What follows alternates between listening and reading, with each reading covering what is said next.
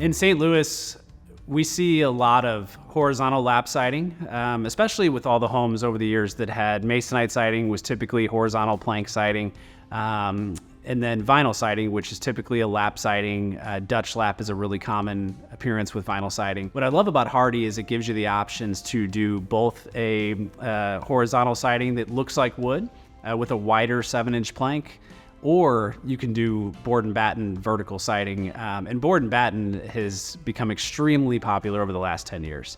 And so it's not uncommon for us to do a combination of both on homes. A lot of people might do horizontal plank siding on the lower levels around the perimeter of the home and then look to do board and batten or vertical siding in the gables to give it some added design detail. We've even had homes where the whole house goes board and batten.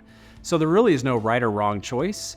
I think both are fantastic design choices. And so it really comes down to just looking at your home and what you want for it and what you like the best. And then we'll go do digital design renderings to really give you a look at what your home will look like at the end. It's a really fun process to kind of play with those different profiles and siding options with the design renderings before we move forward so that you can see what looks best for your home. When choosing the difference between horizontal plank siding and board and batten siding, there are some differences in the way that it gets installed and also in terms of timeline. So horizontal siding tends to be the quickest to install. It is a little less expensive for that reason because it gets installed about 30% faster than a vertical board and batten siding. Partly because board and batten siding is actually two components in one.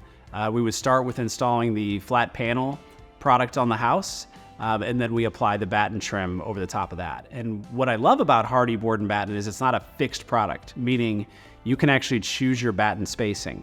16-inch on-center spacing has been the most popular for many years, but I love that, let's say we have a small gable section on your home where we feel like a tighter spacing might be a little bit more appealing.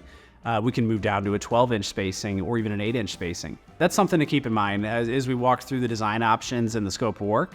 We'll look into all those options in terms of what is the best fit for you, what design options you like, and then setting expectations in terms of timeline on how long it'll take to complete the project.